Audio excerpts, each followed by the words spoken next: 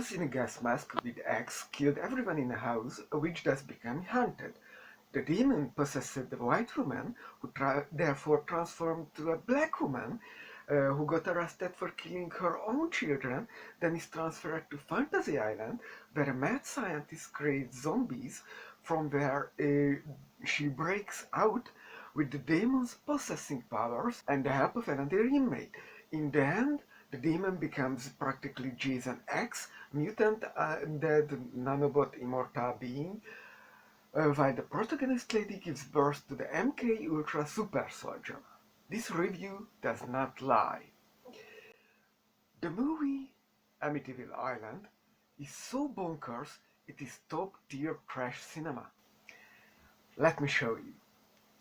Black woman is moving into Amityville and on top of it is buying stuff from the house, from the house as at a garage sale.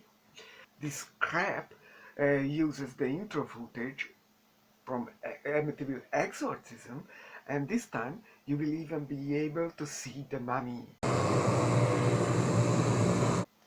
I still have no idea how that one and the gas mask lady fits into this whole thing, and as Mark Polonia not just made a huge catalog of crap, but also buys into franchises, I'm not even trying to figure out where this came from.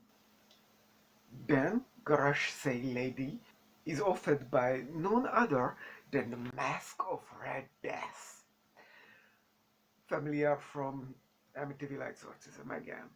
We are not wasting time. At 4:40 we already go and kill the children in the house Black woman just moved in. And also, let me acknowledge, the music is great cool. The cast from Exorcism is back, but I think, yes they are playing another character.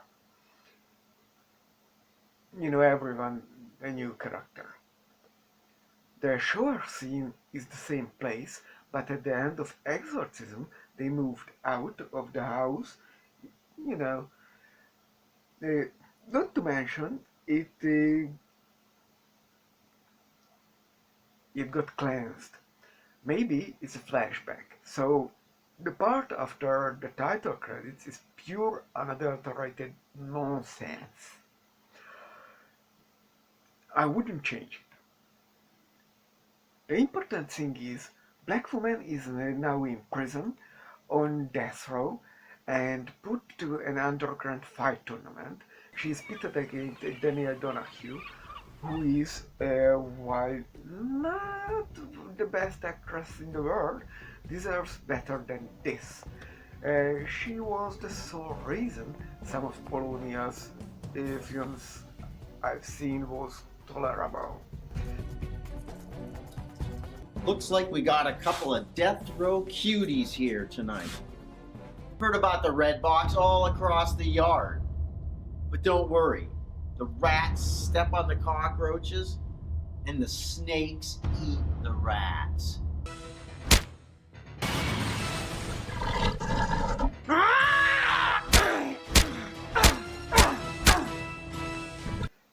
Thing is, we don't have time for shitty person fight clubs, or prisoner ladies are brought to the island of the local mad scientist. By the way, did you know that the Jaws took place on Amity Island? Yes, it did. And this week we get the shark possession,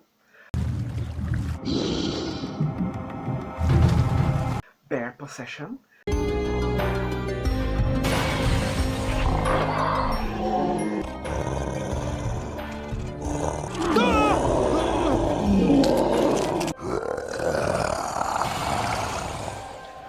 and more, because fuck it! We have a zombie or whatever. It is actually a super soldier like Jason X or such shit. None about thing. Dr. Tyler told me exactly what is going on. He isn't this fertility specialist. He's a clone expert. And not just any ordinary everyday cloning. if that is a real thing. He specializes in the super soldier. You're Specimen 9, aren't you? I remember you well. You were young and strong. You should have been the perfect vessel, save for one mistake. We gave you too many nanobots. I also want you to pay attention to the tinfoil background, because that is Mr. Polonius, the director, if you forgot. A permanent set he loves to recycle for his so-called movies. The director is the guy in this clip.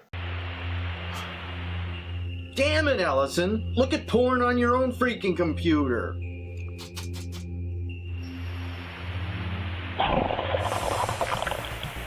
What the hell?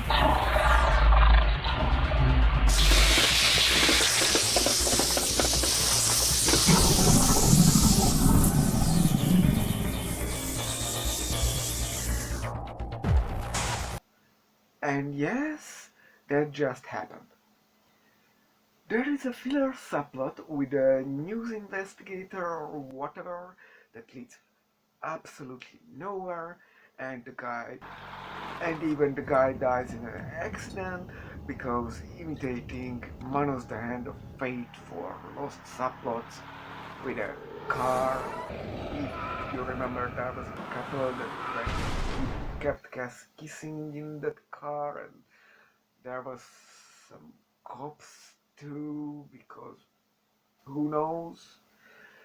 And then they had no time to record their roles in the later shooting, so whatever. It's absolutely like here.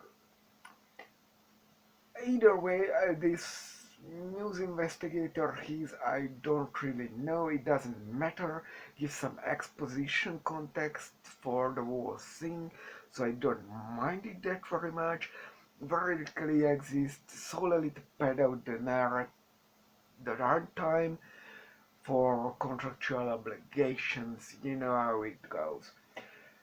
In the end, the scientists die, the women escape, and the black woman gives birth to a nanobot super soldier baby possessed by Mask of the Red Death Demon. Maybe. It's like Rosemary's Baby's ending, they don't show the kid, just the face of the doctors, or in this case the other inmate, maybe homage to Rosemary, or possibly the fly even. That movie ended up with man-fly hybrid because teleportation accident, ending up dead, but his girlfriend getting pregnant from him, and what comes out of the womb? Who knows? Maybe Jesus. I love this one. It has a speed. It is entirely nonsense. It has speed, good pacing. It is entirely nonsense. Paying attention to it is not mandatory, as the whole thing is loosely connected scenes which don't flow into each other, just mashing into the next scene.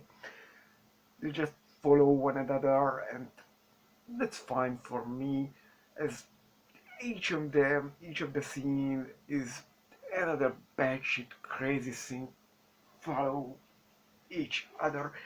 And seriously, this utilizes the supernatural elements. The demonic possession is not just, oh, the possessed person must be cleansed and do bad stuff. Yeah, moving to an island sounds absurd, but it works out. Seriously, it's not just a gimmick and not just put into space for whatever. There is a whole narrative built upon it. It just goes from left to right, and it flows and entertains you. fun. You know, if you have a nonsense franchise with no original direction, there's no real thing to follow up with, I want this, because this is just, well, it's entertainment. It's just turning off your brain, and it's just silly stuff. It's not Bohemian Rhapsody. What is real literature? That's a perfect movie. Everything has a meaning. It's built up perfectly. It has the ups and downs. It tells you a whole narrative. This big, grandiose, well thought out, well directed, well acted thing. No, this is just little stupid things you make with your friends in your garage. This is just, garage band in a bar filled with cigarette smoke and possibly other kind of stuff. I cannot love it.